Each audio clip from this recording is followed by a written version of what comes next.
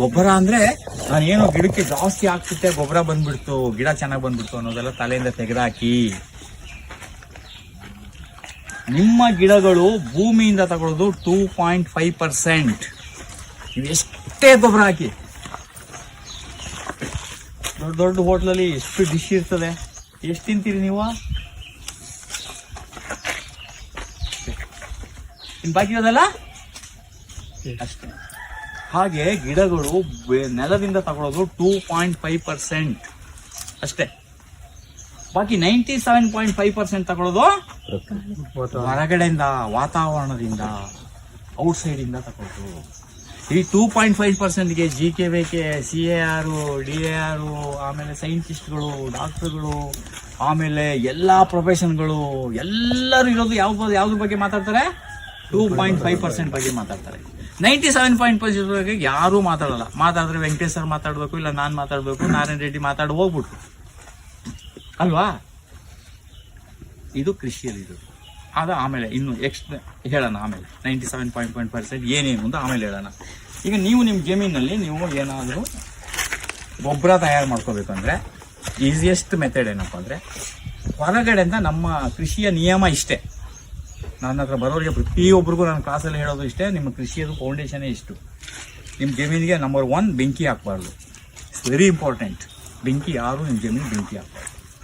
Number 2, ಕೀಟನಾಶಕ, ಕಳೆನಾಶಕ ಬಳಸಬಾರ್ದು. ಆಮೇಲೆ ಹೊರಗಡೆಯಿಂದ ರಸಗೊಬ್ಬರ ತರಬಾರ್ದು. ಆಮೇಲೆ ಸರ್ ಇದು ಸ್ಟೇಟ್ ಗೌರ್ಮೆಂಟ್ ರೆಕಗ್ನೈಸ್ಡ್ ಸರ್, ಇದೆಲ್ಲ ಸಾವಯವ ಸರ್, ಇದು ಸೆಂಟ್ರಲ್ ಗೌರ್ಮೆಂಟ್ ಸೀಲ್ ಹೊಟ್ಟಿರೋದು ಸರ್, ಇದು ಸಾವಯವ ಸರ್, ಇದು ಆ ಟಾನಿಕ್ ಸರ್, ಈ ಟಾನಿಕ್ ಸರ್, ಹಾಳು ಸರ್, ಮೂಳು ಸರ್ ಅಂದರೆ ಅವು ಯಾವುದು ಹಾಕ್ಬಾರ್ದು. 5 ತತ್ವಗಳನ್ನು ಬಿಟ್ಟು ನೀವು ಕೃಷಿ ಮಾಡಬೇಕು. ನಂಬರ್ 1, ಬೆಂಕಿ ಹಾಕಬಾರ್ದು. ಯಾಕೆ ಬೆಂಕಿ ಹಾಕಬಾರ್ದು ಅಂದರೆ, ಬೆಂಕಿ ಹಾಕಿದಾಗ ಅಲ್ಲಿರೋ ಸೂಕ್ಷ್ಮಾಣು ಜೀವಿಗಳು ಮೊದಲು ನಾಶ ಆಗ್ತವೆ. ನಂಬರ್ 2, ಕೀಟನಾಶಕ, ಕಳೆನಾಶಕ ತರಬಾರ್ದು. ಕೀಟನಾಶಕ, ಕಳೆನಾಶಕ ಯಾಕೆ ನಿಮಗೆ ಅಲ್ಲಿ ಬಂದು ತೊಂದರೆ ಕೊಡ್ತಾನೆ ಅಂತಂದರೆ, ನಿಮ್ಮ ಭೂಮಿಯಲ್ಲಿ ಆರ್ಗಾನಿಕ್ ಕಾರ್ಬನ್ನ ಡೆವಲಪ್ ಮಾಡಿಕೊಂಡ್ರೆ ಯಾವುದೇ ರೋಗ ರುಜಿನಗಳು ನಿಮ್ಮ ಜಮೀನಿಗೆ ಬರಲ್ಲ. ದೇಹದಲ್ಲಿ ವೈಟಲ್ ಫೋರ್ಸ್, ರೋಗ ನಿರೋಧಕ ಶಕ್ತಿ ಜಾಸ್ತಿ ಆದ ಕಾಯಿಲೆ ಬರುತ್ತಾ? ಇಲ್ಲ. ಅದಕ್ಕೇನು ಮಾಡಬೇಕು ನೀವು? ರೋಗ ನಿರೋಧಕ ಶಕ್ತಿಯನ್ನು ಜಾಸ್ತಿ ಮಾಡ್ಕೊಳ್ಳೋದಂದ್ರೆ ಭೂಮಿಯಲ್ಲಿ ಆರ್ಗಾನಿಕ್ ಕಾರ್ಬನ್ನ ಡೆವಲಪ್ ಮಾಡಿ. ಆಮೇಲೆ ಯಾವುದಕ್ಕೆ ಏನಾದರೂ ಏನು ಹೇಳೋದು, ಅದಕ್ಕೆ ಇಂಗ್ಲೀಷೇ ಸ್ವಲ್ಪ ಕಷ್ಟ ಆಗೋದು. ಸಪ್ಲಿಮೆಂಟ್ರಿ ಕೊಡ್ತಾರಲ್ಲ, ಈ ಸಪ್ಲಿಮೆಂಟ್ರಿ ಅಂದರೆ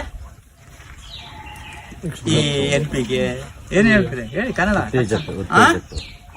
ಹೊರಗಡೆಯಿಂದ ಕೊಡುವಂಥದ್ದು ಇರ್ತಲ್ಲ, ಈ NPK ಕೊಡು, DAP ಕೊಡು, ಯೂರಿಯಾ ಕೊಡು, ಇದೆಲ್ಲ ನೀವು ಕೊಡೋಕೆ ಹೋಗ್ಬಾರ್ದು. ಆಮೇಲೆ ಈಗ ಒಂದು ಮೋಸದ ಕಂಪನಿ ಹೆಂಗೆ ಬಂದಿದೆ ಅಂದರೆ, ಸರ್ ಸಾವಯವ ಸರ್, ಇದೆಲ್ಲ ನೋಡಿ ಸರ್ ಡಬ್ದಲ್ಲಿ ಕೊಡ್ತಾರೆ sir, central government recognise sir, ಇನ್ನೇನು ಬಾಯಿ ಬಿಟ್ಟು ಹೇಳೋದಿದ್ರೆ ಸರ್ ಡಾಕ್ಟರ್ ಸಾಯಿಲು, ಆ ಸಾಯಿಲು, ಈ ಸಾಯಿಲು, ಇವು ಯಾವುದೂ ಕೆಲಸ ಮಾಡೋದು. ಅದು ಬಿಟ್ಟು ಬಿಡ್ಬೇಕು. ಅದು ಬಿಟ್ಟರೆ ನಾನು ನಿಮ್ಮ ಜೊತೆಲೇ ಇರ್ತೀನಿ. ಯಾವಾಗ ಈ 5 ನಾನು ಜಮೀನಿಗೆ ನಾನು ಹಾಕೋದಿಲ್ಲ ಆದರೆ ನಿಮ್ಮ ಜೊತೆಲಿ ನಾನು ಇರ್ತೀನಿ. ನಿಮ್ಮ ಭೂಮಿ 2.5% ಆಗೋದು ನೀವು ಮಾಡ್ಕೊಳ್ಳೋದು ಭಾಳ ಈಸಿ. ನೀವು ಇದು ಮಾಡ್ಕೊಳ್ಬೇಕಂತೇಳಿದ್ರೆ ನಿಮಗೆ ನಿಮ್ಮ ತೋಟದಲ್ಲೇ ಸಿಕ್ಕುವಂಥದ್ದು. ಇದೆಲ್ಲ ಮಾಡೋಕ್ಕೆ ITC ಕಂಪ್ನಿಯವರು ಇವ್ರು ಏನು ಮಾಡ್ತಾರೆ, ತೊಟ್ಟಿ ಕಟ್ಸ್ಕೊಡ್ತಾರೆ. ಆಮೇಲೆ ಅದಕ್ಕೇನು ಗೊಬ್ಬರ ಮಾಡ್ಕೊಡೋಕ್ಕೆ ಎರೆಹುಳ ತೊಟ್ಟಿ, ಅವು ಇವು ಅಂತೆಲ್ಲ ಅವೆಲ್ಲ ನಮ್ಮ ಹತ್ರ ಇಲ್ಲಿ ಇಲ್ಲ. ನಾವು ಹೇಳೋದಂದರೆ, ನೀವೇ ನಿಮ್ಮ ತೋಟದಲ್ಲಿರೋ ಸಂಪನ್ಮೂಲವನ್ನು ಬಳಸ್ಕೊಳ್ಳೋದು. ಯಾವ ರೀತಿ ಸಂಪನ್ಮೂಲ ಬಳಸ್ಕೊಳ್ಳೋದು? ಈ ಥರ ಮರದ ಒಂದು ಏನಾದ್ರು ಮರ ನಟ್ಕೊ, ಪರ್ಮನೆಂಟ್ ಆಗಿ ಮಾಡ್ತೀನಿ ಅಂದರೆ ಅಲ್ಲಿ ಮರಗಳನ್ನ ನಟ್ಕೊಳ್ಬೋದು. ಅಥವಾ ನಾನು ಟೆಂಪ್ರರಿ ಆಗಿ ಮಾಡ್ತೀನಿ ಅಂತ ಹೇಳಿದ್ರೆ ನಿಮ್ಮ ತೋಟದಲ್ಲಿ ಸಿಕ್ಕುವಂಥ ಬಡಿಗಳನ್ನ, ಒಂದು 5 ಅಡಿ ಬಡಿಗಳನ್ನ ಕಟ್ ಮಾಡ್ಕೊಳ್ಳೋದು. 6 ಅಡಿ ಆಗಲ್ಲ, ನಿಮಗೆ ಎಷ್ಟು ಅಡಿ ಬೇಕೋ ಅಷ್ಟು ಅಡಿ ಉದ್ದ. ಪೂರ್ವ ಪಶ್ಚಿಮಕ್ಕೆ 6 ಅಡಿ ಇರಬೇಕು. ಉತ್ತರ ದಕ್ಷಿಣಕ್ಕೆ 25 ಅಡಿ, 30 ಅಡಿ, 40 ಅಡಿ, 15 ಅಡಿ ಎಷ್ಟು ಬೇಕಾದ್ರೆ ಇಟ್ಕೊಳ್ಬೋದು. ಇದು ಚೆನ್ನಾಗಿ ನೆನಪಿಟ್ಕೊಳ್ಳಿ. ಪೂರ್ವ ಪಶ್ಚಿಮ 6 ಅಡಿನೇ ಇರಬೇಕು.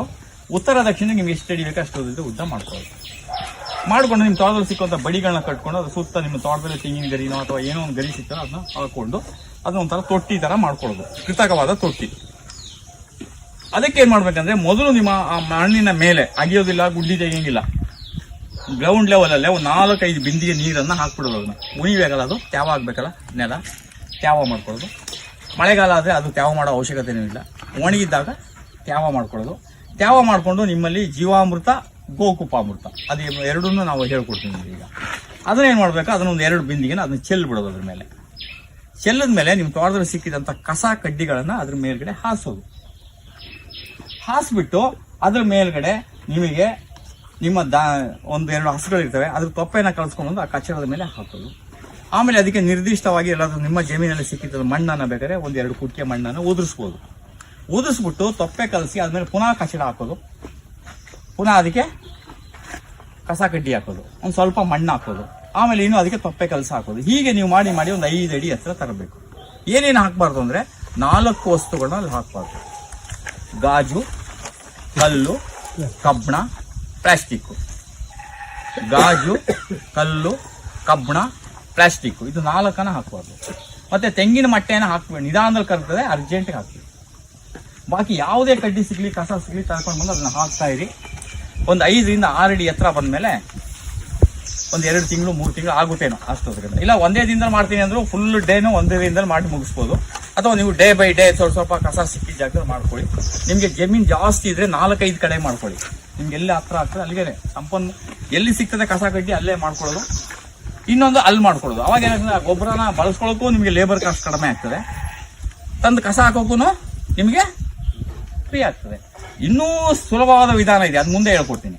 ಇದು ನನಗೆ ಮಾಡೋದು ಬೇಡಪ್ಪ ಅಂದ್ರೂ ಅದಕ್ಕೂ ಒಂದು ಮೆಥಡ್ ಹೇಳ್ಕೊಡ್ತೀನಿ. ಸದ್ಯಕ್ಕೆ ನಾನು ಮಾಡ್ಬೇಕನ್ನೋರಿಗೆ ಈ ಮೆಥಡ್ ಮಾಡಿ ನೀವು ಅದ್ರ ಮೇಲೆ ಎಲ್ಲ ಮುಗಿದ ಮೇಲೆ ಒಂದು ಅರ್ಧ ಅಡಿ ಮಣ್ಣು ಹಾಕಿ ಬಿಟ್ಬಿಡೋದು.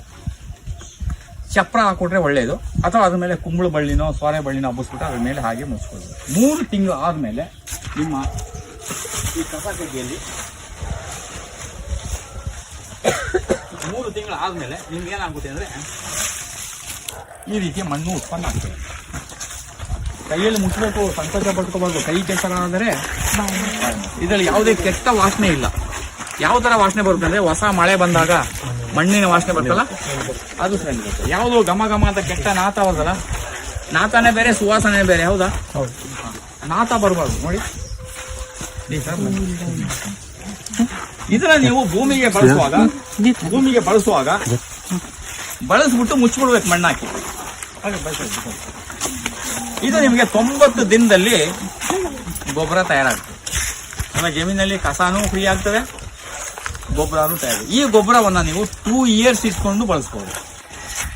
ಇನ್ನೂ 3 ವರ್ಷ ಇಟ್ಕೊಳ್ತೀನಿ ಅಂದ್ರೂ ಬಳಸ್ಬೋದು. ಏನು ರೆಡಿ ಅದು FD ಇದ್ದಂಗೆ. ಏನಪ್ಪ ನಿನ್ನ FD ಮೆಚ್ಯೂರ್ ಆಯಿತು, ಏನು ಮಾಡ್ತೀಯಪ್ಪ ಅಂತ ಕೇಳಿದ್ರೆ ಅಲ್ಲೇ ಇರಲಿ ಸರ್ 1 ವರ್ಷ. ಇನ್ನೂ 1 ವರ್ಷ ಆದ್ಮೇಲೆ ಪುನಃ ನೋಟಿಸ್ ಬಂದ್ರೆ ಪುನಃ 1 ವರ್ಷ ಇರಲಿ ಸರ್, 3 ವರ್ಷದ ಗಂಟೆ ಇಟ್ಕೊಳ್ಬೋದು. ಏನು ಅಂದ್ಬಿಟ್ಟು ಎಲ್ಲರೂ ಅದು ಬೇಡ, ವರ್ಡ್ ಬೇಡ ಹಂಗಂದ್ಬಿಟ್ಟು ಕಂಟಿನ್ಯೂ ಮಾಡೋದು ಬೇಡ. ಅದನ್ನ ನಾಳೆಗೆ ಮಾಡಿದ ಅಲ್ಲೇ ಉಪಯೋಗಿಸಿ. ಅಲ್ಲ ಒಂದ್ ಸಮಯ ನಿಮ್ಗೆ ಏನೋ ಕಾರಣ ಅಂದ್ರಿಂದ ಉಪಯೋಗಿಸಕ್ ಆಗ್ಲಿಲ್ಲ, ಏನ್ ಮಾಡೋದು ಕೆಟ್ಟೋಗ್ಬಿಡ್ತದ ಅಂತ ಕೆಲವು ನಿಮ್ಗೆ ಫೋನ್ ಮಾಡಿ ಕೇಳ್ತಲ್ಲ, ಗೋಕುಪ ಅಮೃತ 30 ದಿನ ಆಯ್ತು ಸರ್ ಏನ್ ಮಾಡ್ಲಿ ಅಂತ ಹೇಳ್ತಾರೆ. ಕೆಟ್ಟೋಯ್ತಾ ಅಂತ ಸಂಶಯಗಳು ಇರಬಾರ್ದು ಅಂತ ಅಷ್ಟೇ. ನಮ್ಗೆ ಹೇಳಕ್ಕೆ ಜಾಸ್ತಿ ಆದ್ರೂ ಕಷ್ಟ ಆದ್ರೂ ಯಾಕೆ ಹೇಳ್ತಾ ಇದ್ವಿ ಅಂದ್ರೆ, ನಾಳೆಗೆ ನಿಮ್ದು ಟೋಟಲ್ ಹೋಗಿ ಕುತ್ಕೊಂಡಾಗ ಎನಿ ಡೌಟ್ ನೋ ಡೌಟ್. ಈಗ ಡೌಟ್ಗಳೆಲ್ಲ ಬರ್ತಾ ಇದೆ. ನಾವು ಲಾಸ್ಟ್ಗಲ್ಲಿ ಬಂದು ಕುತ್ಕೊಂಡಾಗ, ಗಾಣದಲ್ಲಿ ಕುತ್ಕೊಂಡಾಗ ಯಾವ ಡೌಟು ಇರಬಾರ್ದು, ಇರಲ್ಲ. ಇದ್ರೂ ಚರ್ಚೆ ಮಾಡೋಣ. ಓಕೆ.